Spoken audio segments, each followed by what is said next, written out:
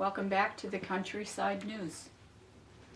Well, it's winter here in Wisconsin. It came hard and it came early to us, but I know that the deer hunters are happy about that. Gun deer season started here yesterday, and the DNR expects that the harvest will be about the same this year as it was last year. Marathon County last year had more than 10,000 deer harvested there, and Waupaca and Clark County had over 8,600. It's a lot of deer. We had the pleasure of seeing Bob and his family's deer harvest. We opened a shed door and there was 12, 13, maybe 14 deer strung across the shed, and we know that the families really enjoy their venison. So happy hunting to them again.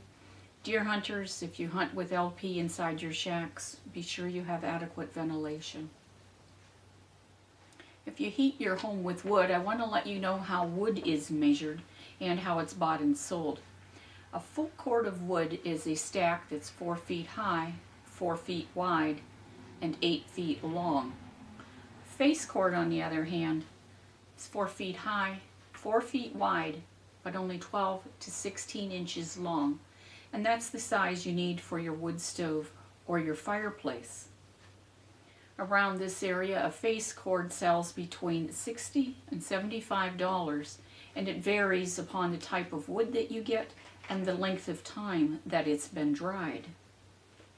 Well, the Old Farmer's Almanac estimates that in a full cord of wood, you can make 30 Boston rocking chairs, or a dining room table that has seating for 8 on each side of it.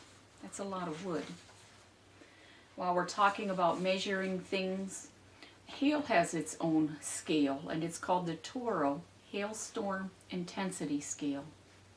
Now, an H0 is about the size of a pea and doesn't do any damage hardly, but an H3 will break your windows and it will dent your cars.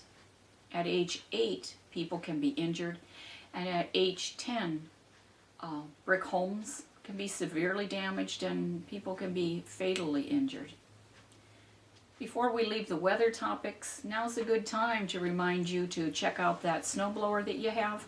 Make sure it's in good operating conditions, and if you're in the Upper Peninsula of Michigan or the UP, you could ignore this because your snowblower's been in use for about 2 weeks already. Now for all the news that isn't. Grace Community Church in Oakfield reports that their roof is fully, their steeple is fully roofed. They said that Joe's fear of heights kept him on the ground, but the basement windows have been weatherized, so that's good news. Pat's pecan trees in South Houston were loaded to the max this fall. He says if you bring a bucket by, he'll load it up and you won't have to go and buy your nuts at the grocery store for your winter baking needs. In Canfield, Virginia, Mrs. Waldorf's 3 chickens escaped from the backyard coop. Traffic was delayed on South Parkway until she got them rounded up. If your children ride bus number 12, they'll be a few minutes late getting home from school, so don't worry any. The corn harvest is well underway in Creek County. Waldorf's corn maze was another huge success. Tom said he'll try to double it in size for next year. Due to the number of complaints this year on how long it took to get through the maze, next year he's adding just a few directional signs so that people can get out faster if they are in a hurry. Remember, you can send in all your news to 123 Countryside News at gmail.com.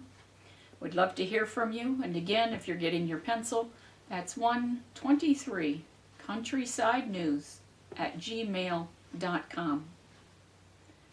Well, now I understand there's some messages that I need to be passing on. Just a moment. Thank you.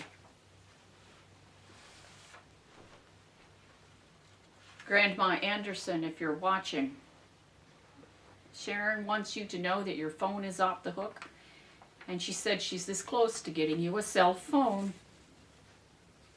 Skylar, your hunting boots were left in Luke's shack, and Jenny's pink camo gloves were found in the cooler. Well, that's all the news from Countryside. Have a good evening.